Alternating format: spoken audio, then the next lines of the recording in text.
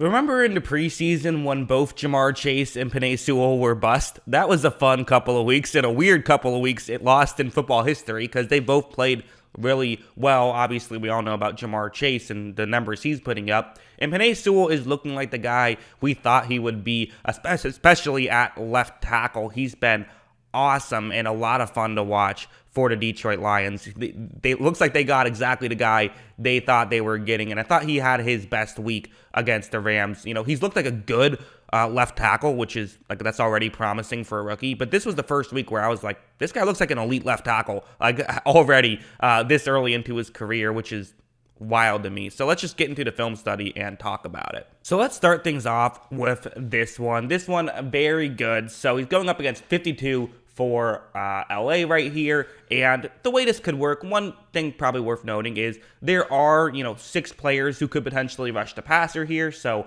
the offensive line is shifting to their left, meaning that the center would take on 41 if he rushes the passer. Then the guard would take on the next guy, and Sewell would take on 52, who I've shown that's the guy who he's going to end up taking on. So worth mentioning that if he were to drop back into coverage, then Sewell would have to run closer towards the middle. But again, since that's not going to happen, it's not that notable, but just a little bit of a note of sometimes rookies can get fooled on this stuff. They can, be a little bit slow in getting back, which can create some issues. However, you see right here, I mean, again, the left hand is always going to be so important for a left tackle, and you see how, he's just able to latch it on perfectly, and this is kind of the issue with going from left tackle to right tackle, is you're basically using a different hand to do the primary stuff right here. But yeah, I mean, you see he gets the left hand exactly where he wants to. He got over so quickly to the point where he's just going to be able to win these matchups basically every time. I mean, it's just going to be really difficult to get by him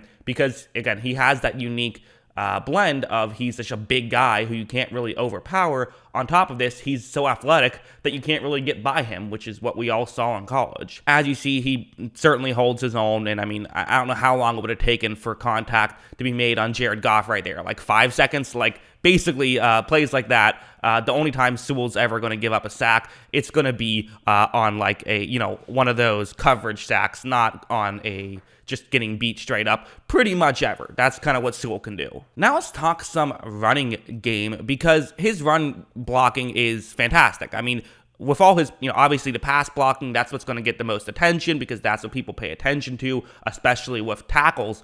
But the guy can run block with the best of them, and his run blocking is probably more impressive than his pass blocking, which is saying something. So it's going to be a double team, and then Sewell is going to get off the double team to block a linebacker, which again, a lot of teams don't do this with tackles. A lot of teams will have their guards be the ones who get off and try to, get to that next level. But given the formation, this makes the most sense to do it this way. And also, when you have Sewell, it makes sense to do it that way. So right when this play starts, Sewell does a great job right off the bat, shoving the defensive tackle out of the way. And you now have, 51, who he has to get over and block, who hasn't fully read this play just yet.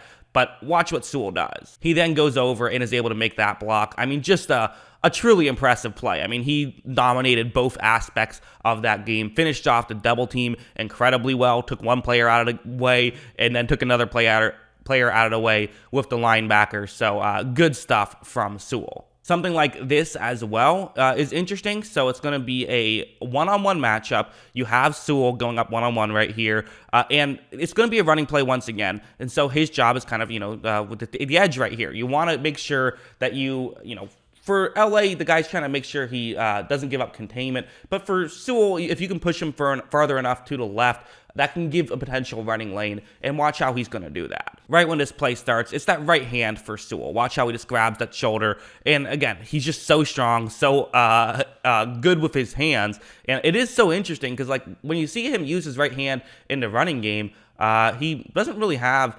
any issues for the most part. So it's kind of funny how, he did struggle a little bit as a right tackle, but also it was a small sample size in the preseason. So who knows if he actually would have struggled with that. As you see, he holds off that block well. Also gets a little face mask, which, maybe some foreshadowing for what would happen later in the game with the Aaron Donald thing. So kind of a bit odd there, but, very good play. Again, it's smaller stuff, but this stuff is still very good. Now let's talk about something like this. How about a speed rush, right? Okay, maybe that's kind of an interesting thing. Of like, listen, Sewell, you're not really going to be able to just overpower him. Let's try to run by him, right? Knock over that left hand if you can. Don't let him get the best hand placement on with his left hand, and just try to get by him. It's not a horrible tactic. And again, against a guy who you don't have that much tape against, it's worth a shot to try these things. And by the way, I keep saying 52 for the edge rusher. It's Terrell Lewis is 52. That's for the Rams. And watch what he's going to do.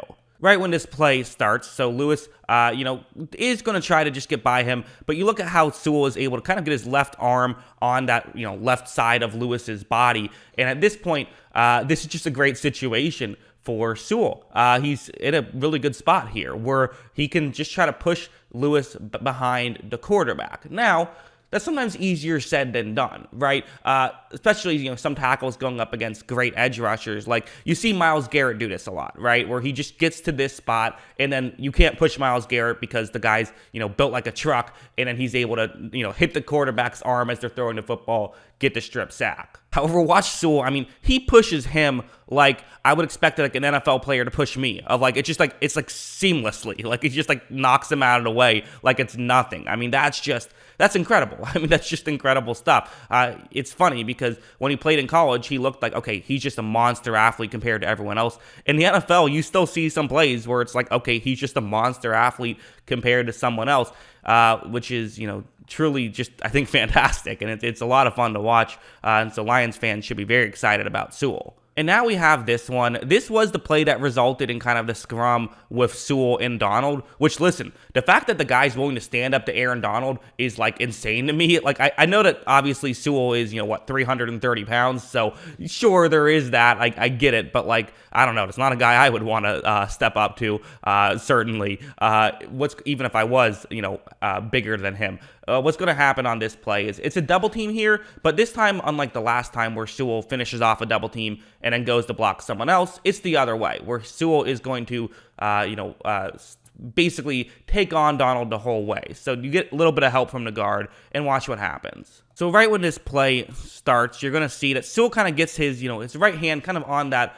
basically just grabs on to the, the pec area for Aaron Donald, that shoulder pad area, where he's kind of just got it locked on. And I think for Donald, there's a bit of an element here where, Sewell gets the hand placement he wants. Donald's struggling a little bit. And I think this is something that just kind of rattled Donald because he's not used to this, right? One of the interesting things about Aaron Donald and what makes him so incredible is even when Donald gets like bad hand placement, he can still find ways to get through. Like, he's not even the best technical defensive tackle. He's just bigger and, or not bigger, but he's stronger and faster than basically everyone. And that's how he's able to still get away with the stuff, even when he doesn't get the best hand placement. And it's still good technically. But, for Sewell, he kind of just frustrated Donald. I mean, look at how Donald just can't really get off this block whatsoever. Eventually, it's off screen, but he eventually grabbed Sewell's face mask just out of sort of frustration. So, hey, we don't know what's going on. We don't know what's been said, anything like that. But when you're frustrating the opposing team's best players, you're doing something right. So good stuff by Sewell. So, yeah, I mean, listen, fun game by Sewell. And, he perfectly fits that Dan Campbell culture, right? Of they're going to bite kneecaps and stuff. Well, hey, he's a kneecap biter, right? He's doing a lot of great stuff. Very fun. Very good stuff from Sewell. He's looked awesome. So that's what I think. What do you guys think? Let me know in the comments below. Always love hearing from you. And of course, as always, thanks for watching.